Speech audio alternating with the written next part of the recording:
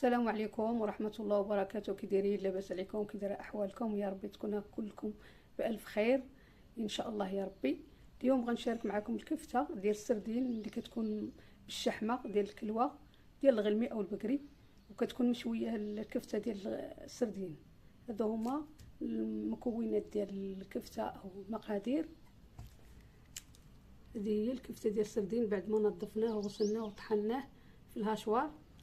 هنا كاين 2 معالق ديال الشحمه ديال الكلوه اللي دوزنا حتى هي في الهاشوار.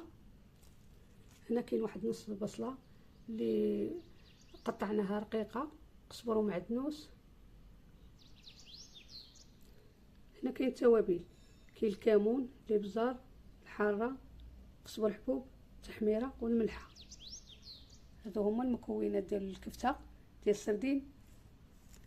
اما هنا عندنا مطيشه، 2 فصوص ديال الثومه مقطعين، قزبر ومعدنوس، البصله الحمراء والبيضاء، فلفله الوان، الحاره، التحميره والملح والابزار والزيت البلديه. هذه الشرموله او التكتوكه اللي غنرافقوا بها هذيك الكفته اللي غتكون مشويه. غنضيفوا عليه الشحمه الكفته، البصله وقزبر ومعدنوس،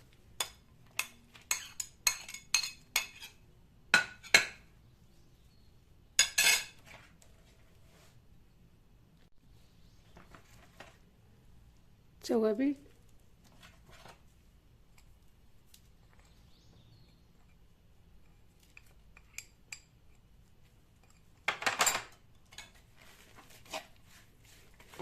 هنا غنخدموا بيدنا باش ندخلوا داكشي مزيان.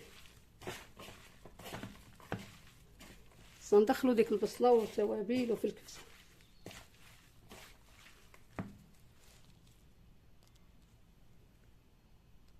دابا غادي نشكلوها كويرات.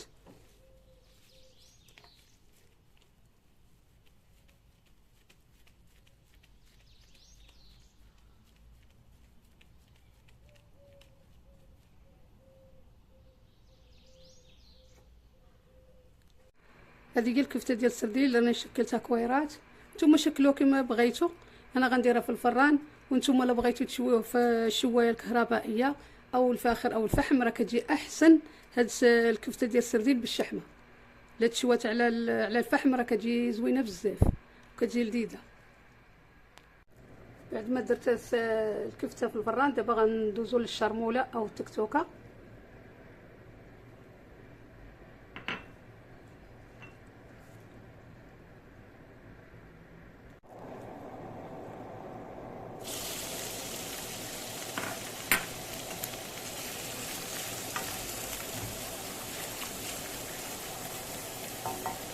بعد ما نزلت لينا البصله والفلفل الالوان دابا غادي نضيفو مطيشه والثومه والكزبر ومعدنوس.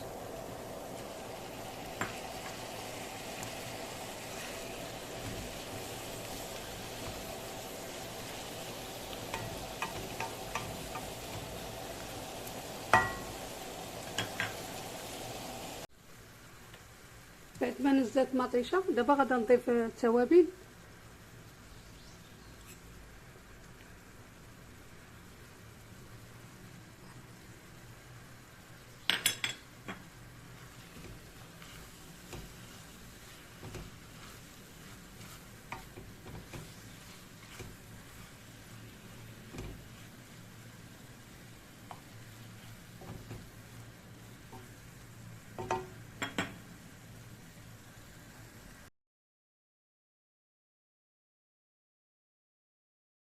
هذه هي الوصفه اللي حضرت معكم، الكفته ديال السردين اللي كتكون بالشحمه، راه كتجي زوينه بزاف. وهذه هي التكتوكه او الشرموله اللي رافقناها بها، وبطاطا فريت ما شاركتهاش معكم.